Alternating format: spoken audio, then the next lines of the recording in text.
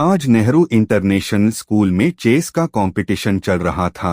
Final में एक ही class के दो स्टूडेंट आमने सामने थे।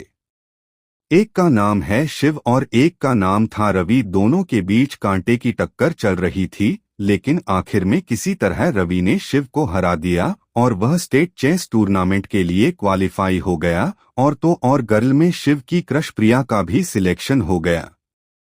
यह देखकर कि प्रिया का भी सिलेक्शन हो गया तो शिव और भी हताश हो गया, क्योंकि उसको पता था कि रवि भी प्रिया को पसंद करता था। और अब जब दोनों का सिलेक्शन हो गया तो दोनों एक साथ ही प्रैक्टिस करेंगे और ऐसे शायद दोनों की नजदीकी बढ़ जाए। यह सब सोचकर शिव को गुस्सा और रोना दोनों आने लगा। वैसे तो शिव को इतनी जल्दी किसी भी बात से ज्यादा फर्क नहीं पड़ता था, लेकिन प्रिया के मामले में कुछ अलग ही मामला था। अब स्कूल खत्म होने के बाद वह जैसे ही स्कूल से बाहर आया, उसने देखा कि उसके दोस्त रिया और मनन उसका इंतजार कर रहे थे। रिया और शिव बचपन के दोस्त थे। रिया शिव को पसंद करती थी, लेकिन शिव सिर्फ उसे अपना एक अच्छा दोस्त मानता था। लेकिन एक साल से जब से प्रिया स्कूल में आई थी तब से शिव को वन साइडेड लव हो गया था। लेकिन वह इस मामले में अकेला ही नहीं था, पूरी क्लास प्रिया को पसंद करती था। और जब यह बात रिया को पता चली कि शिव प्रिया को पसंद करता था तो उसे बहुत गुस्सा आया। फिर उसने 4 साल से जो मनन उसको प्रपोज कर रहा था गर्लफ्रेंड बनने के लिए, उसने उसे हाँ कर दिया। तब से यह तीनों अच्छे दोस्त बन गए। अभी जब शिव का मूड अच्छा नहीं था तो उसने उन दोनों से कहा, यार कल बात करते हैं। ऐसा कहकर वह अपने घर शिवालय में आ गया। शिव के मम्मी और पापा दोनों जॉब करते थे और उनकी तनख्वाह भी अच्छे से घर और शिव के ख्वाब पूरी कर सके उतनी तो थी ही। शिव जब घर आया और उसने देखा कि घर पर कोई नहीं था तो उसने घर खोल के अंदर जाकर अपने कमरे में लेट गया और फिर सो भी गया। आज फिर उसे वही सपना आया जो उसे हर रोज आता था। आज फिर से उसके दादाजी उसके सपने में आए और उससे कहा, तुम्हें उसको किसी और के हाथों में आने से पहले बचाना होगा। शिव ने पूछा, मुझे क्या बचाना होगा और किससे बचाना होगा? और मैं कैसे बचाऊंगा? मैं खुद एक अभी 18 साल का बच्चा हूं। उसके दादाजी ने कहा, हम लोग कोई आम लोग नहीं हैं, हम पिछले कई 100 सालों से एक मिशन पर काम कर रहे हैं और तुम भी कोई आम लड़के नहीं हो। तुम्हारे हाथ में जो निशान है वह कोई आम निशान नहीं है, तुम एक। अभी दादाजी कुछ बोल ही रहे थे, तभी शिव को लगा जैसे उसे कोई बुला रहा है और अचानक उसकी आंख खुल गई। उसके सामने उसकी माँ सोनल खड़ी थी और कह रही थी, क्या हुआ, इतना डरा हुआ क्यों है तू? शिव ने बात संभालते हुए कहा, कुछ नहीं, एक बुरा सपना देख लिया था। उसकी माँ ने कहा, ऐसे शाम को मत सोया करो वरना ऐसे ही सपने आएंगे, फिर रात को तुम सोते भी नहीं हो अच्छे से। और बताओ, आज तुम्हारे कंपटीशन थी ना, उसमें क्या हुआ? यह बात सुनकर शिव का मुंह फिर से नाराज हो गया। उसकी माँ को पता चल गया कि शिव आज कंपटीशन हार गया है। उसकी माँ ने उससे कहा, कोई बात नहीं, हार जीत तो चलती रहती है, ऐसे मायूस नहीं होते। तुम जानबूझकर थोड़े ही हारे हो। शिव ने सोचा, माँ को कौन बताए, हारने का कोई गम नहीं है, गम तो इस बात का है कि उस रवि का सिलेक्शन हो गया और अब वो और रिया साथ ही प्रैक्टिस करेंगे। तभी उसकी माँ ने उसके सामने ताली बजाते हुए कहा, किन ख्यालों में खो गए भाई? शिव ने कहा, कुछ नहीं। और माँ के सामने हंस दिया। फिर थोड़ी देर में खाना खाने का समय हो गया तो वो भी लोग खाना खाने किचन में आ गए। शिव ने पूछा, पापा अभी तक क्यों नहीं आए? तभी शिव की माँ का फोन बजा तो शिव की माँ ने फोन उठाया। सामने एक आदमी था। उसने थोड़ी देर कुछ फोन पे बात की, तभी सोनल का फोन अपने हाथ से छूटकर सोफे पर गिर गया। वह एकदम से फ्रीज हो गई। ये देखकर शिव तुरंत अपनी माँ के पास गया और पूछा, क्या हुआ माँ? किसका फोन था और आप ऐसे एक ही जगह क्यों खड़ी हो? तभी उसे तुरंत झटका लगा और उसे कोई अनहोनी होने का एहसास होने लगा, क्योंकि अभी वक्त 8:12 हुआ था और उसके पापा तो 6 बजे आ जाते थे। अब उसने अपनी माँ को पूछने लगा, क्या हुआ, किसका फोन था? अब शिव की माँ को अच्छे से होश आया और कुछ हुआ नहीं ऐसा दिखा के शिव से कहा, अरे तुम्हारे पापा के दोस्त का कॉल था और वह कह रहे थे कि उन्हें 2 महीनों के लिए कंपनी के काम से एक अलग स्टेटस में जाना पड़ेगा और वह भी अभी, और उनके मोबाइल की बैटरी डाउन थी तो उनके दोस्त ने कॉल करके यह बात मुझे बता दी। लेकिन अपनी माँ का मुंह देखकर शिव को कुछ तो हुआ था का एहसास हो गया, लेकिन उसने कुछ पूछा नहीं। थोड़ी देर बाद वह लोग खाना खाने किचन में चले गए। खाना खाते टाइम उसने कहा, पापा कौन से स्टेट में गए हैं? उसकी माँ तुरंत हड़बड़ा गई और वो कहने लगी, वो बेटा, वो हाँ, वो झारखंड गए हैं। शिव ने कहा, ठीक है, मैं अब उन्हें कॉल करता हूँ, अब तक तो फोन उतना तो चार्ज हुआ होगा कि बात हो सके। यह कहकर वो अपने पापा को कॉल लगाने लगा। ये देखकर उसकी माँ के मुंह के एक्सप्रेशन बदलने लगे और उन्होंने तुरंत शिव को कहा, वहां पर फोन नहीं लगेगा क्योंकि उनकी कंपनी जंगल के पास है तो वहां टावर नहीं है। अब 2 महीने बाद ही कोई बात होगी। यह सुन के शिव को थोड़ा अजीब लगा, पर फिर भी उसने अपनी माँ की बात सही लगी और यकीन कर लिया। तभी उसी रात उसके निशान वाले हाथ का निशान चमकने लगा और उसको बहुत दर्द होने लगा और वह बेहोश हो गया। तभी उसकी माँ वहां आ गई। जब शिव उठा तो उसने देखा कि उसके सामने उसकी माँ खड़ी थी और वह चिंतित दिखाया दे रही थी। शिव कुछ बोलता उसके पहले ही उसकी माँ ने पूछा, क्या हुआ तुझे, तू अचानक ही बेहोश हो गया और गिर गया, कुछ हुआ है क्या? शिव याद करने लगा कि उसके साथ क्या हुआ था, तो उसे अपने हाथ का वह निशान याद आया और उसने अपने हाथ पर देखा, पर अब वहां पे कोई लाइट नहीं दिखी। माँ ने फिर से पूछा, क्या हुआ, ऐसे हाथ की ओर क्या देख रहा है?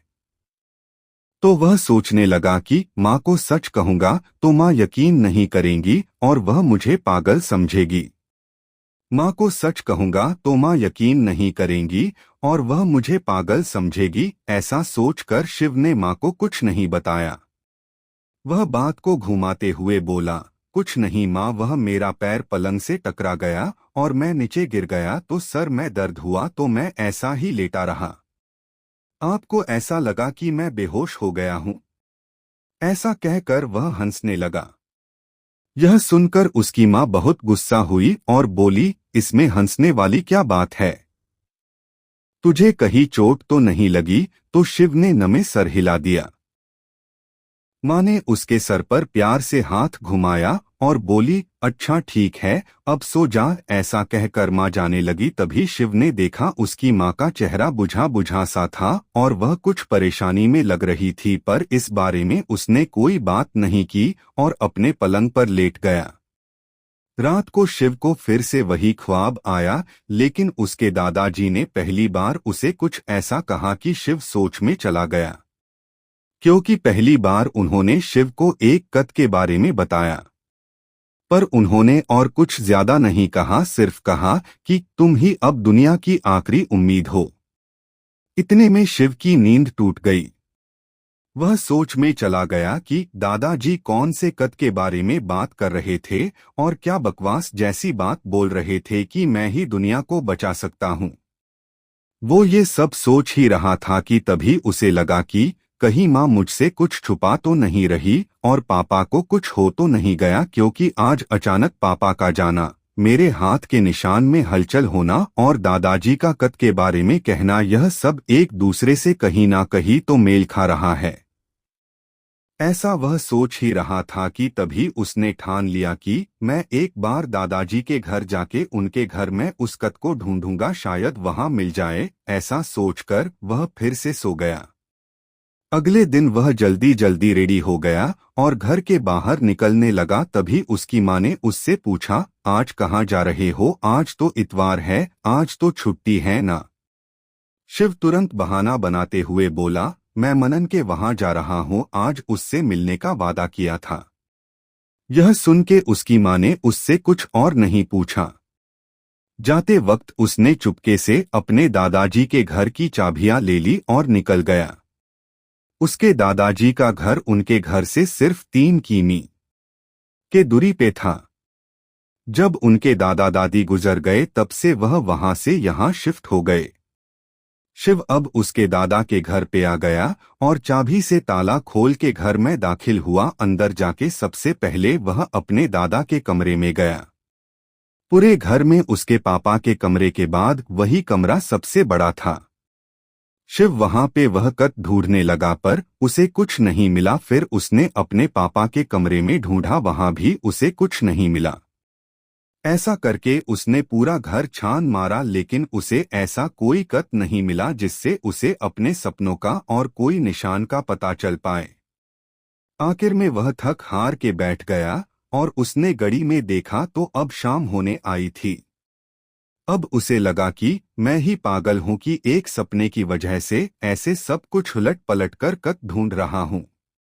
जब वह घर जाने का सोच के खड़ा हुआ तो वहां उनके परिवार के फोटो के पास उसे अपना बचपन का खिलौना मिला और उसे याद आया कि जब वह छोटा था तो उसके दादा उसके लिए वह खिलौना लाए थे और वह उससे सबसे ज्यादा खेलता था।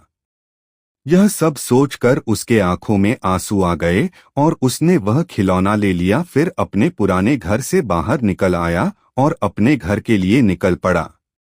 जब शिव घर जा रहा था तभी एक शराबी उससे टकरा गया और वह खिलौना नीचे गिर गया। वह उसे नीचे से उठाए उससे पहले ही उस शराबी ने उसे उठाया और शिव को गाली देने लगा कि देख के नहीं चल सकते और अनाप शनाप बोलने लगा। फिर गुस्से में आकर शराबी ने वो खिलौना पूरी ताकत से जमीन पे दे मारा। जैसे ही वह खिलौना जमीन पे गिरा वो वही टूट गया। यह देखकर शिव को बहुत गुस्सा आया और वह शराबी को मारने के लिए आगे बढ़ने लगा। तभी उसकी नजर फिर से उस खिलौने पे गई जो टूटा हुआ था। जब उसने गौर से देखा तो उसमें एक कत था। ये देख के उसकी आंखों में चमक आ गई और शिव ने उस शराबी को छोड़कर कत को उठा लिया और संभाल के जेब में रखकर अपने घर चला आया।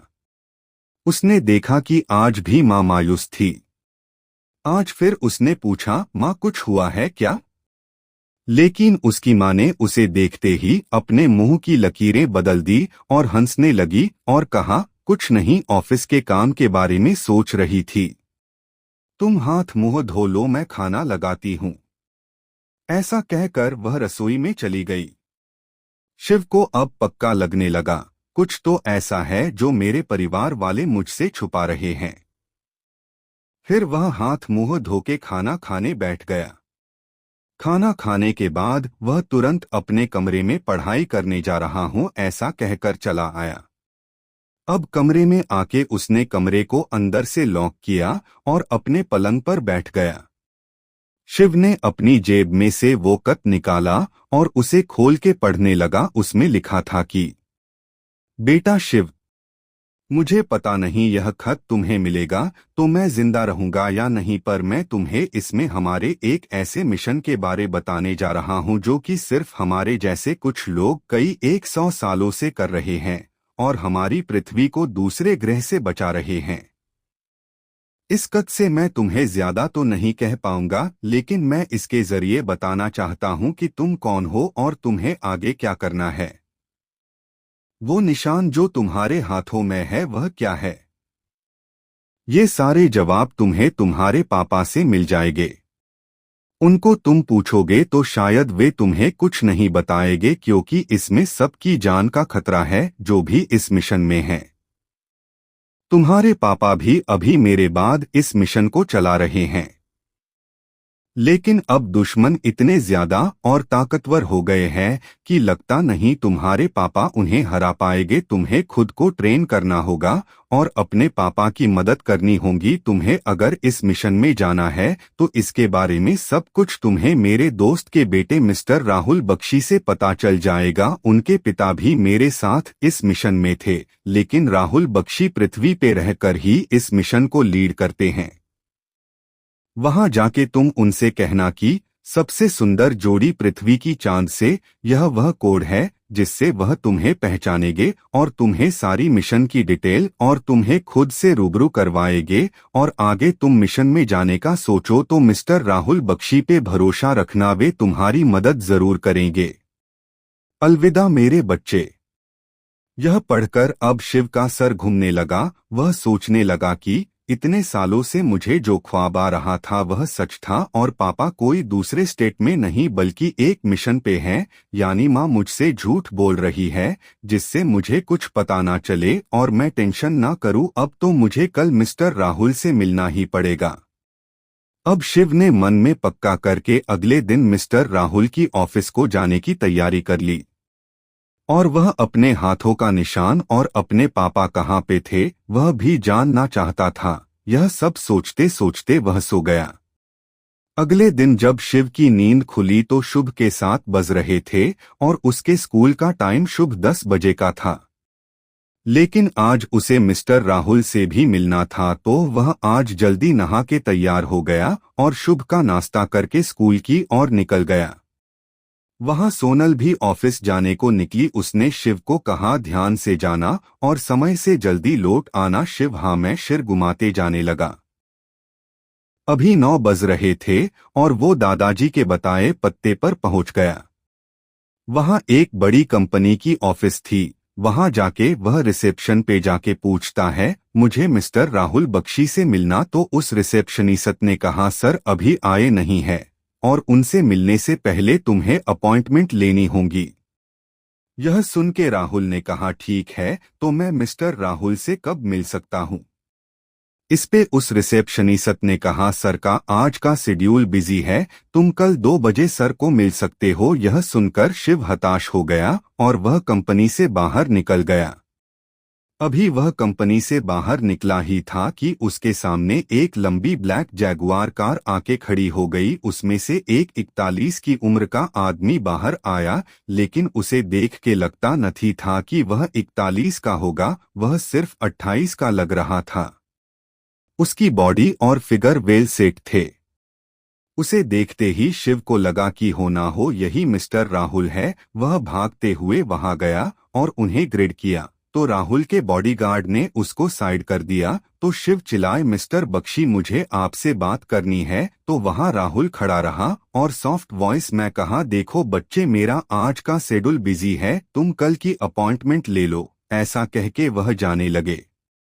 तभी शिव को कुछ याद आया और वह फिर से जोर से चिल्लाए सबसे सुंदर जोड़ी पृथ्वी की चांद से। ऐसा चिल्के वह चुप हो गया। उधर राहुल का एक बॉडीगार्ड वहां आया और उसे धक्का देने ही वाला था कि राहुल ने उसे रोक लिया और अब राहुल की आंखों में कुछ अलग ही चमक थी। उसने शिव की ओर देखते हुए कहा तुम्हारा नामा मिस्टर शिवराज है ना?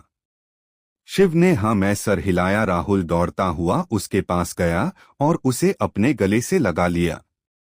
फिर मिस्टर राहुल ने आज की सारी मीटिंग पोस्टपोन करवाई और शिव को लेके सबसे ऊपर के माले पे ले गए। वहां पे एक बड़े से केबिन में वे दोनों गए और मिस्टर राहुल ने अपनी सेक्रेटरी को किसी को भी अंदर आने से मना कर वो अंदर आ गए।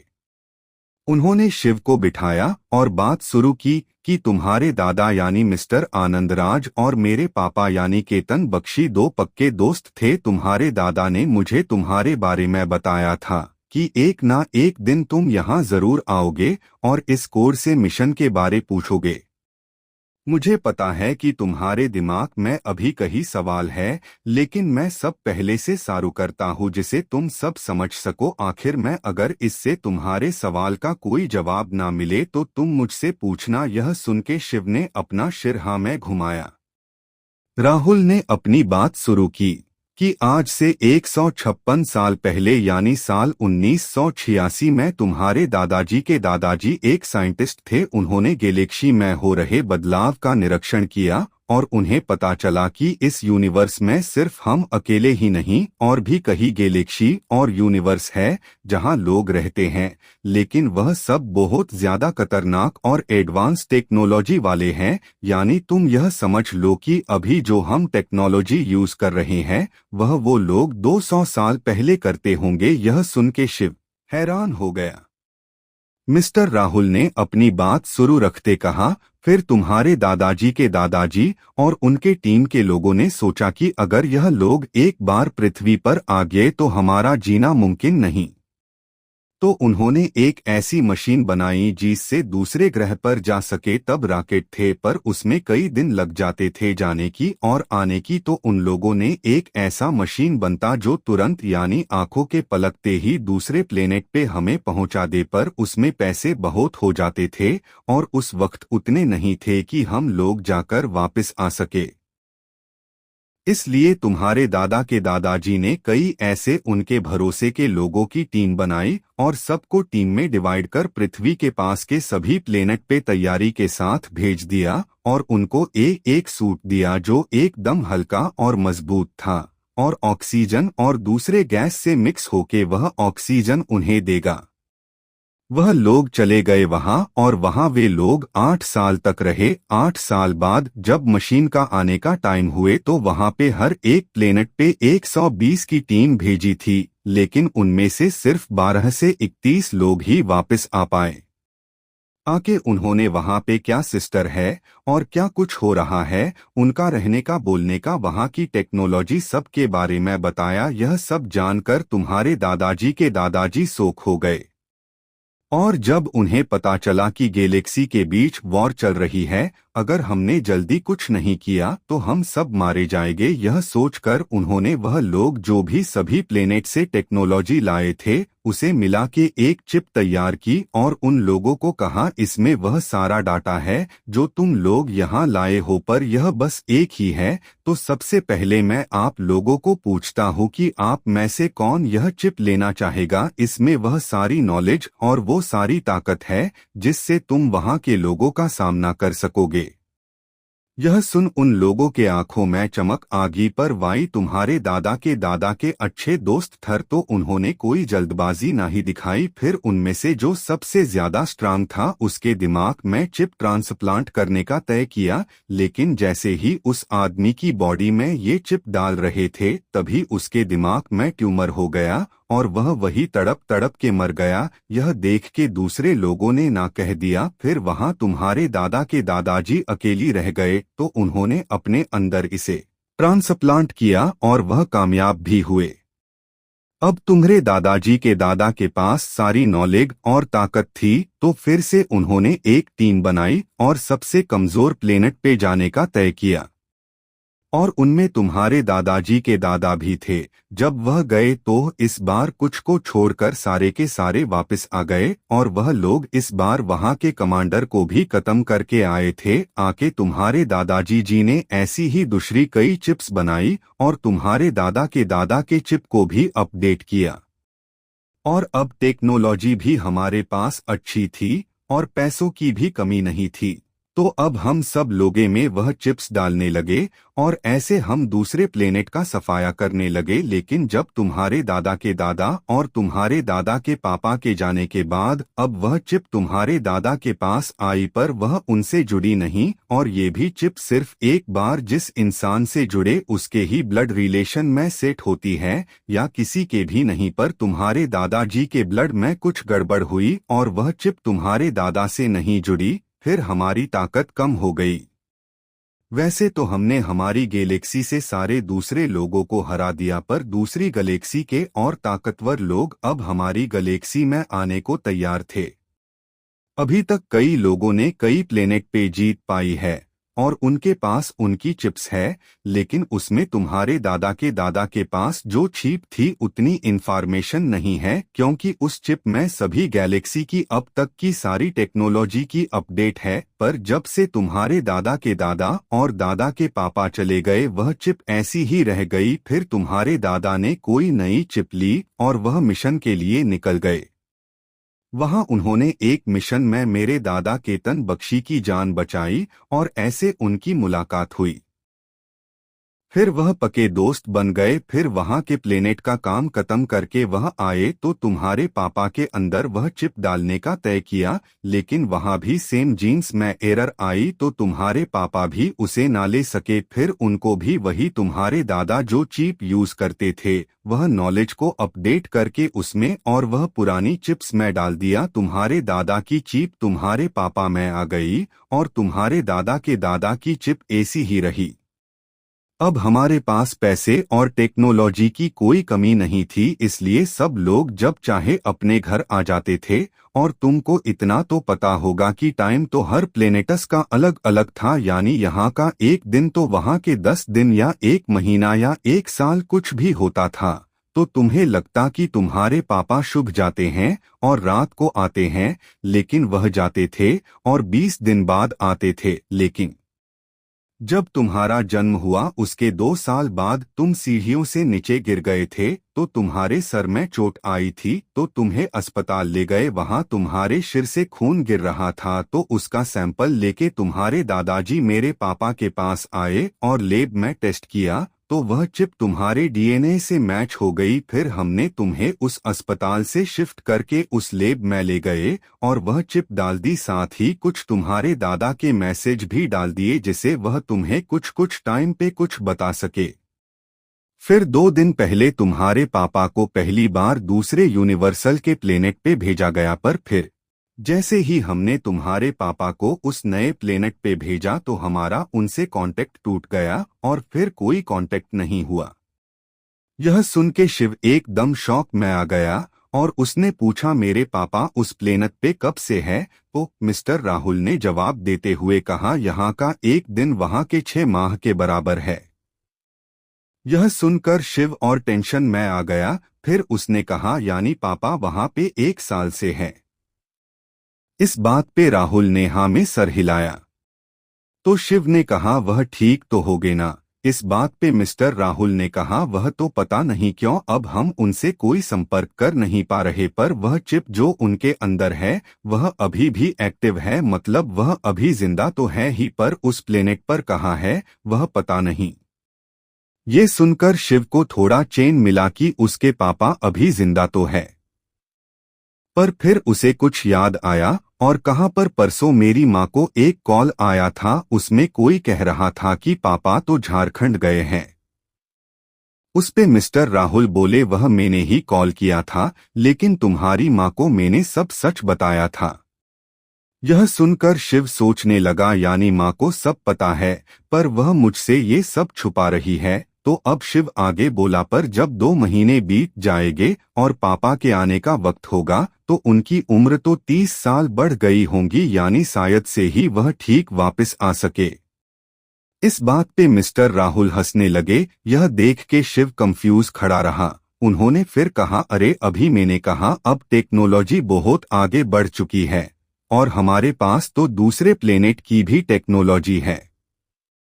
तो जब भी कोई दूसरे प्लेनेट जाते हैं तो उसे वहां के और पृथ्वी के मुताबिक एक सीरम इंजेक्ट किया जाता है जिसे वह भले ही दूसरे प्लेनेट जाए पर उनकी बॉडी अर्थ के टाइम के मुताबिक ही रिएक्ट करेंगी। ये सुनकर शिव एक बार फिर से खुश हो गया और वह जैसे ही आगे कुछ पूछने वाला था तभी मिस्टर राहुल ने कहा पर अभी हमारा उनसे कांटेक्ट टूट गया है तो पता नहीं उनके साथ क्या हुआ होगा। वैसे तो जो टीम वहां पे गई है उनमें तुम्हारे पापा सबसे ताकतवर है, तो चिंता की कोई बात नहीं। पर यह सुन के शिव को पापा की चिंता होने लगी। उसने पूछ पापा कहाँ पे गए हैं, उस प्लेनेट का नाम क्या है? इस पे मिस्टर राहुल ने कहा वह दूसरी यूनिवर्सल के प्लेनेट पे गए हैं, हम उसे अर्थ 29 इंच कहते हैं क्योंकि अभी तक हमने जितने भी नए प्लेनेट ढूंढे हैं उसमें 32 ऐसे प्लेनेट हैं जो हमसे ज्यादा ताकतवर है। उसे हमने ऐसे एक सेक्वल में नाम दिया जो जितना ताकतवर उसका डिजिट उतना बड़ा। हमने 28 प्लेनेट को हरा दिया है। अब इस अर्थ 29 का मिशन चालू है पर अब वहां पे किसी से कांटेक्ट हो नहीं पा रहा है। अब शिव बीच में ही कहने लगा, वह लोग उस चिप की मदद से क्या वापस आने का रास्ता नहीं खोज सकते? तो इस पे मिस्टर राहुल ने कहा, नहीं, उनकी चिप में उतनी पावर नहीं है। उनकी चिप में सिर्फ वह जहां जहां जाते हैं वहां की ही टेक्नोलॉजी साथ लेते हैं, दूसरी उनमें ट्रांसफर नहीं होती। वह एबिलिटी सिर्फ तुम्हारे अंदर जो चिप है उसमें ही है। इसलिए तुम ही एक ऐसे इंसान हो जो इस दुनिया को अब बचा सकते हो। इस पे शिव ने कहा, पर मुझे तो अभी तक यह पता ही नहीं कि मेरे अंदर कोई चिप है, और अगर है भी तो मुझे यह भी पता नहीं कि उसको इस्तेमाल कैसे करें। इस पे मिस्टर राहुल ने कहा, वह चिप हमने तुम्हारे दिमाग के अंदर फिट की हुई है और उसी का कंट्रोल तुम्हारे इस हाथ में है। जहां पे यह गोल निशान है उससे उसे कंट्रोल किया जाता है, बस तुम्हें उसे एक्टिव करना बाकी है। पर अगर यह एक्टिव तुम कर लेते हो तो तुम्हें भी फिर इस मिशन में शामिल होना पड़ेगा, और इसलिए तुम यह बात भूल जाओ अभी। और वैसे भी वहां और भी बहुत लोग हैं जो उस प्लेनेट पे हैं और वहां के लोगों का सामना कर रहे हैं।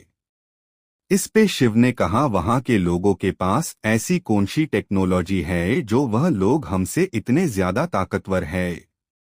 इस पे मिस्टर राहुल ने कहा, मुझे माफ करना शिव, लेकिन ये कॉन्फिडेंशियल है, मैं यह तुम्हें नहीं कह सकता। यह सब हमें किसी को भी बताने से मना किया है, लेकिन तुम मिस्टर आनंद राज के पोते हो, इसीलिए मैंने तुम्हें कुछ कुछ बातें बता दी।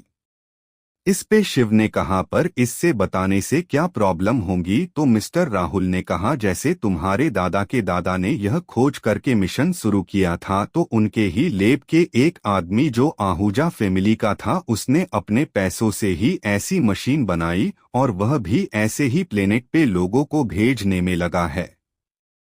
वह अभी भी उस चिप को ढूंढ रहा है जो तुम्हारे अंदर है, और अगर यह बात दुनिया के सामने आ गई तो वे लोग आराम से जी नहीं पाएंगे और हड़कंप मच जाएगा।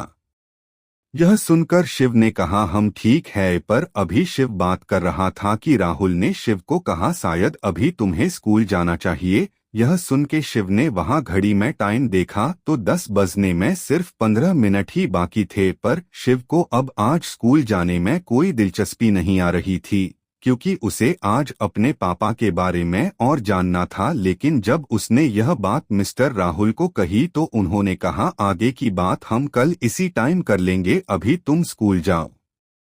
फिर यह सुनकर शिव स्कूल चला गया।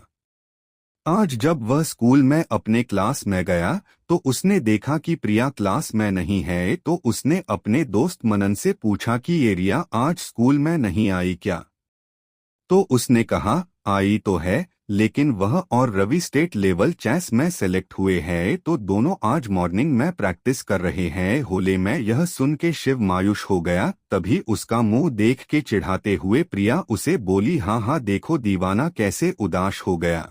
ये सुन के शिव का मुंह शर्म से लाल हो गया, पर वह कुछ बोला नहीं। फिर उनकी क्लास शुरू हो गई। अब के जमाने कोई टीचर क्लास में नहीं आते थे। वहां एक 3D होलोग्राम आया और वह उनको पढ़ाने लगा। ऐसे करते करते शाम हो गई। शाम को वे तीनों साथ में घर की और निकले बाहर। शिव ने प्रिया को रवि के साथ बात करते देखा। ये देखकर उसे बहुत गुस्सा आया और रिया और मनन उसका मजाक उड़ाने लगे। ऐसे बातें करते करते वह अपने घर चले आए। जब वह घर आया तो उसने देखा आज उसकी माँ जल्दी ऑफिस लौट आई है। वह घर में गया और माँ को ढूंढने लगा। उसने देखा तो माँ अपने कमरे में सो रही थी। वह कमरे में गया और देख तो उसकी माँ को बुखार आया हुआ है। वह तुरंत उठा और दवाई लेके आया और माँ को खिलाई। माँ ने देखा कि शिव आ चुका है तो वह थोड़ा मुस्कुराई और कहा, बेटा तुम आ गए? शिव ने हाँ में सिर हिलाया। फिर वह माँ के पास बैठ गया और माँ से पूछा, क्या आपको किसी बात की परेशानी है? शिव ने अपनी माँ को ये नहीं बताया कि उसे अब पता चल चुका है कि उसके पिता कहाँ गए हैं और क्यों गए हैं। उसकी माँ ने जवाब देते हुए कहा, नहीं, वह आज जरा बुखार था तो जल्द आ गई और सोचा थोड़ा आराम कर लूं। फिर उन्हीं ने कहा, तू फ्रेश हो जा, मैं खाना बना देती हूँ। तो शिव ने कहा, आज आप रहने दो, मैं पास में से टिफिन मंगवा लेता हूँ, आप आराम करो। उसकी माँ ने ठीक है कहा और वह आराम करने लगी। अब शिव को माँ की ऐसी हालत देख के अपने पापा की और चिंता होने लगी। उसने तय किया कि वह कल मिस्टर रोहन से मिलेगा और वह खुद अपने पापा को ढूंढने जाएगा, ऐसा कहेगा। ऐसा सोच के वह कमरे से बाहर आके टिफिन का ऑर्डर दे दिया और वापस माँ के पास जाके बैठ गया। वह पूरी रात माँ के पास बैठा और उनकी देखरेख की। फिर अगले दिन उसने अपनी माँ को ऑफिस से छुट्टी लेने को कहा, पर उसकी माँ ने मना करते कहा मैं आज ठीक हूँ, पर वो भी नहीं माना और उसने खुद अपनी माँ के ऑफिस में कॉल करके लीव के लिए कह दिया। फिर उसने सुबह लाइट ब्रेकफास्ट खुद बनाया और माँ को खिलाया। फिर वह माँ को आराम करने को बोला और वह स्कूल जा रहा है ऐसा कह के निकल गया। आज वह फिर से मिस्टर राहुल से मिलने ऑफिस पहुंच गया। इस बार उसे कंपनी में किसी ने नहीं रोका। वह डायरेक्ट टॉप फ्लोर पे चला गया और फिर सीधे मिस्टर राहुल के कमरे का दरवाजा खटखटाया। जैसे ही राहुल की नजर शिव पे गई, उन्होंने उसे अंदर आने को कहा। फिर उन्होंने उसे कुछ नाश्ते के बारे में पूछा, पर उसने मना करते हुए डायरेक्ट कह दिया कि मुझे अर्थ 29 इंच पे भेज दो, मुझे मेरे पापा को ढूंढना है। यह सुन के पहले तो मिस्टर राहुल शॉक हो गए, फिर वह तुरंत हंसने लगे। यह देख के शिव कंफ्यूज हुआ और बोला मैं मजाक नहीं कर रहा, मुझे वहां जाना है। तो इस पर मिस्टर राहुल बोले देखो शिव, मैं तुम्हारा मजाक नहीं उड़ा रहा, लेकिन तुम्हें वहां मैं नहीं जाने दे सकता। ये सुन के शिव हैरान होके पूछने लगा क्यों आप मुझे नहीं जाने दोगे? अब मैं 18 साल का भी हो चुका हूँ। तो इस पर वह बोले हाँ मुझे पता है कि तुम 18 साल के हो चुके हो, लेकिन मैं तुम्हें वहां दो वजह से नहीं भेज सकता। पहली तो वहां तुम ऐसे जाओगे तो तुरंत ही मारे जाओगे, क्योंकि मुझे पता है तुम मेंटली बहुत स्ट्रांग हो लेकिन तुम फिजिकली बहुत ही वीक हो।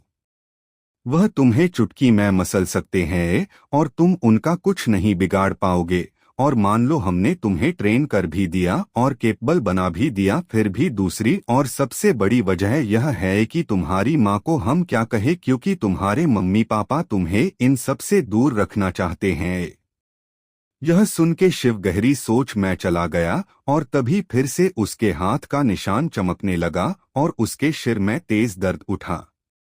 यह देख मिस्टर राहुल तुरंत समझ गए और उन्होंने तुरंत अपने टेबल से एक गोली निकली और उसे खिला दी। फिर शिव का दर्द थोड़ी देर में शांत हो गया। फिर जब शिव इस गोली के बारे में मिस्टर राहुल को पूछने के लिए उनकी ओर देखता है तो वह देखता है कि वो कोई सोच में है।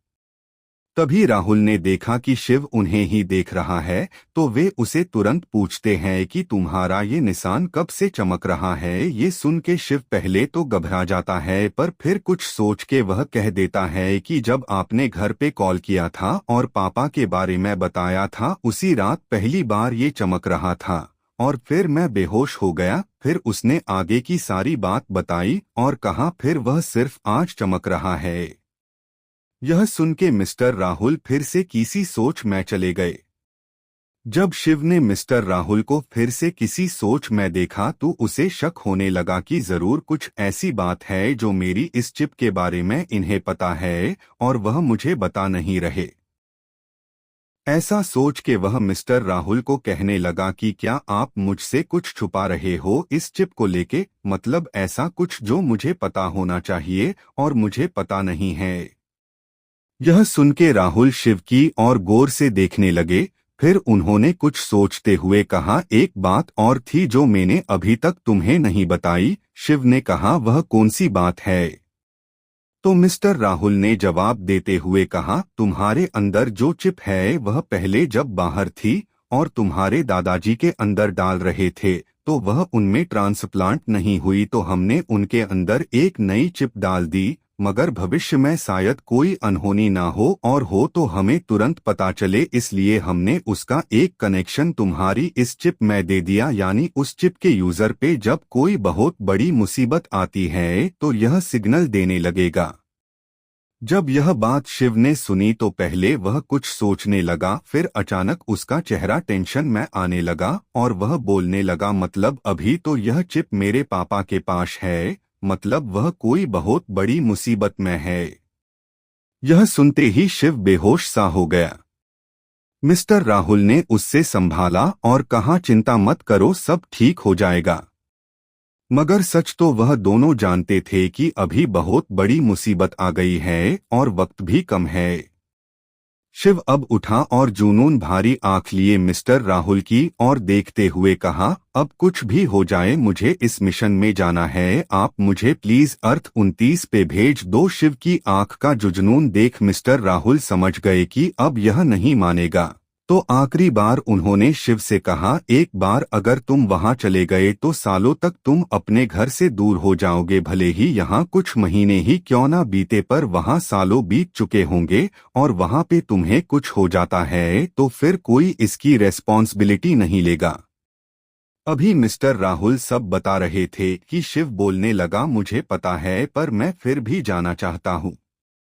अब मिस्टर राहुल को लगा कि शिव को ट्रेन करने का समय आ गया है, तो वह बोले, ठीक है, पर जाने से पहले हम तुम्हें ट्रेन करेंगे, फिर अगर उस ट्रेनिंग में तुम सफल हो जाओगे तो हम तुम्हें वहां भेज देंगे।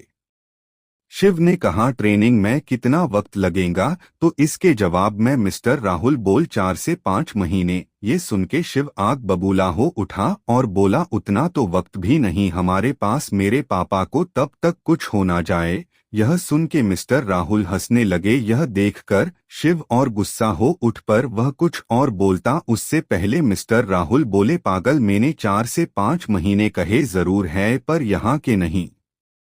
ये बात सुनकर शिव थोड़ा हैरान हो गया और बोला, मतलब मैं कुछ समझा नहीं। तो उसके जवाब में राहुल ने कहा, हम तुम्हें ट्रेनिंग के लिए तुम्हें दूसरे प्लेनेट भेजेंगे और वहां पे तुम्हें 4 से 6 महीने रह के सब कुछ सीखना है और समझना है। तब शिव के जान में जान आई, पर फिर उसने पूछा कि मुझे कहाँ भेजा जा रहा है और वहाँ के 4 से 5 महीने यहाँ के कितने होत है? इसके जवाब में मिस्टर राहुल बोले, हम तुम्हें एर्थ 12 पे भेजेंगे और वहाँ के 4 महीने यानी यहाँ का सिर्फ 1 दिन। यह सुन के शिव को खुशी हुई, पर अचानक उसके दिमाग में कुछ सवाल आ गए। उसने कहा, पर पापा, तो अर्थ 29 में, तो मुझे अर्थ 12 में क्यों भेजा जा रहा है? मिस्टर राहुल ने जवाब देते हुए कहा, मैंने तुम्हें पहले भी कहा कि अर्थ 29 पे बहुत ज्यादा ताकतवर लोग हैं और उनका और तुम्हारा कोई मुकाबला नहीं है और वहाँ पे सबको अपनी जान की फिक्र है, तुम्हें वहाँ कोई ट्रेन नहीं कर सकता। पर मैंने जैसे कहा, अब तक हमने आगे 2 से 28 अर्थ को कब्जे में ले लिया है और वहाँ पे हमारे कैंप भी है और तुम्हारी ट्रेनिंग के लिए टेक्नोलॉजी भी है। और अर्थ 12 इसलिए क्योंकि वहाँ अभी भी कई ऐसे लोग हैं और ऐसी जगह है जो अभी काबू में नहीं है, तो वहाँ पे तुम ट्रेनिंग भी करोगे और उसके बाद वहाँ जिस जगह अभी हमारा कब्जा नहीं है, तुम वहाँ जाके उस पे कब्जा करने में मदद करोगे। उसके बाद हम देखेंगे कि तुम एर्थ 29 पे जाने के लिए तैयार हो या नहीं। यह सुनकर शिव ने कहा, वह सब तो ठीक है, पर आपने अभी ऐसा क्यों कहा कि हम सब तुम्हें ट्रेन करेंगे? उसका क्या मतलब है? यहाँ और कोई भी है जो इस मिशन में है? इस बात पे मिस्टर राहुल जोर जोर से हंसने लगे और कहा, बच्चे, तुम अकेले थोड़े दुनिया को बचा लोगे, माना कि उम्मीद तुमसे है, लेकिन अकेले थोड़ी जंग जीती जाती है, सेना भी होती है ना। अब तुम भी इस मिशन में शामिल हो रहे हो, तो अब मैं तुम्हें सब बताता हूँ। हर प्लेनेट पे कई हजारों लोग जो जाते वहाँ वो ट्रेन होते हैं, अपनी ताकत को बढ़ाते हैं और उनकी टेक्नोलॉजी चिप में स्टोर करते हैं। फिर जब उनकी ट्रेनिंग और उस प्लेनेट का काम खत्म हो जाता है तो वह दूसरे प्लेनेट पे जा सकते हैं, लेकिन वे दूसरे प्लेनेट तभी जा सकते हैं जब उस प्लेनेट के हमारे कमांडर से उन्हें मंजूरी मिलती है, समझे? शिव ने पूछा, यानी मुझे वहां पे ट्रेनिंग करके वहां के लोगों को हराना होगा और फिर अर्थ 29 पे जाना होगा, ऐसा ही ना? इस पे मिस्टर राहुल ने थोड़ा गंभीर होते हुए कहा, एक तरह से तुम यह कह सकते हो। यह बात सुन के शिव चौंक गया और बोला, मतलब मैं कुछ समझा नहीं, आपने क्या कहा? तो राहुल ने उसे समझाते हुए कहा कि तुम वहां जाके ट्रेनिंग लोगे और फिर तुम्हारी एबिलिटी से तुम्हें आगे कौन से प्लेनेट पे भेजा जाए वह तय होगा। यह सुनकर शिव शॉक हो गया और वह कहने लगा यानी मतलब अगर मैं कोई ट्रेनिंग में अच्छा परफॉर्मेंस नहीं करता और अगर मैं वहां के लोगों को मारने में अच्छा साबित ना हुआ तो वह लोग मुझे कोई दूसरे कमजोर प्लेनेट पे भेजेंगे।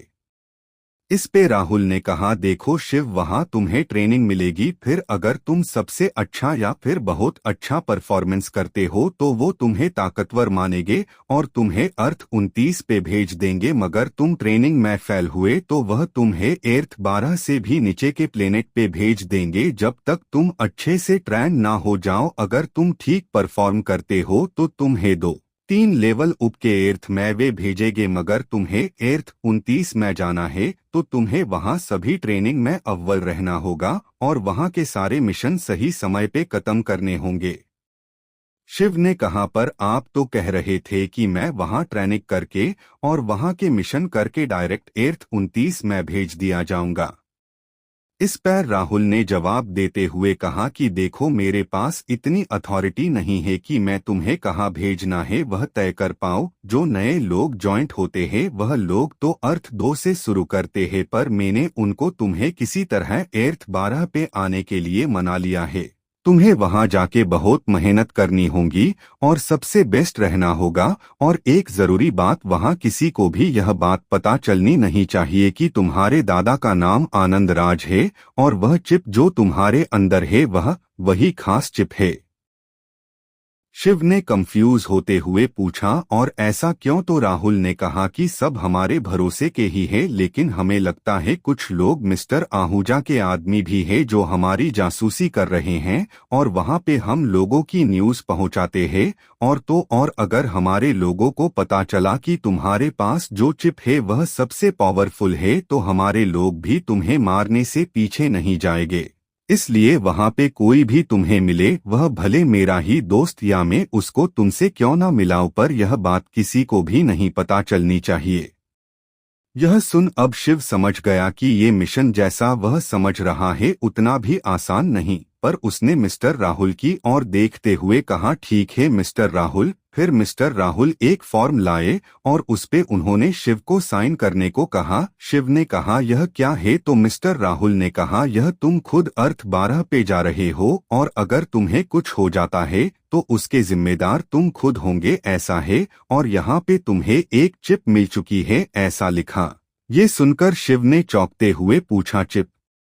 पर वह तो पहले से ही है तो ऐसा लिखने की क्या जरूरत? तो राहुल ने उसे समझाते हुए कहा हर किसी को यहाँ से जाते वक्त जो चिप मिलती है वह एक मामूली चिप होती है, उसमें सिर्फ थोड़ी पावर ही दी होती है जिससे वह खुद का बचाव कर सके। वो भी वहाँ पे जाके ट्रेन होके खुद अपनी पावर बढ़ाते हैं और अपने चिप की पावर बढ़ाते हैं। यह सुनकर शिव ने हाँ में सर हिलाया। फिर उसने पूछा पर जब मैं जाऊंगा तो माँ से मैं क्या कहूँगा? तो इस पे मिस्टर राहुल ने कहा कह दो तुम 2 दिन के लिए अपने दोस्त के घर पे हो और स्कूल प्रोजेक्ट का काम कर रहे हो। तो शिव ने कहा और उन्होंने मेरे फ्रेंड को फोन देने को कहा और बात करने कहा तो मैं क्या करूं? इस पे मिस्टर राहुल ने कहा उसकी चिंता तुम मत करो, सिर्फ फोन लो और कह दो और कहे कि दोस्त को फोन दो तो मुझे दे देना। ऐसा कहकर उन्हीं ड्रोवर से एक मोबाइल निकाला और शिव को दे दिया। शिव ने अपनी माँ को कॉल और जैसा राहुल ने कहा था वैसा कह दिया। तब शिव की माँ ने उसके दोस्त से बात कराने को कहा तो उसने राहुल को फोन दे दिया। तब राहुल ने उस मोबाइल का एक फंक्शन तुरंत ऑन करके बात करने लगा, पर अब जब वह बात कर रहा था तो उसकी आवाज तो नॉर्मल थी, पर शिव की माँ को ऐसा लगा कि कोई 18 साल का लड़का बात कर रहा है। फिर थोड़ी देर बात करके वह मान गई और फोन रख दिया। शिव ने कहा मगर अब तो मुझे मेरी पावर और इससे कैसे यूज करते हैं वह तो दिखाओ। तो इस पर मिस्टर राहुल ने कहा अब मैं तुम्हारी चिप को एक्टिव कर देता हूँ, लेकिन अभी इसको कैसे यूज करते हैं और इसकी पावर के बारे में मैं कुछ नहीं बताऊंगा, वरना तुम वहां गलती से भी इसका यूज कर लोगे तो सबको पता चल जाएगा कि तुम कौन हो। इसलिए मैं सिर्फ चिप को एक्टिव करूंगा, इसका यूज तुम वहां जाओगे तो ट्रेनिंग के दौरान तुम्हें सिखा दिया जाएगा। शिव को मिस्टर राहुल की बात सही लगी और फिर उसने ठीक है कहा।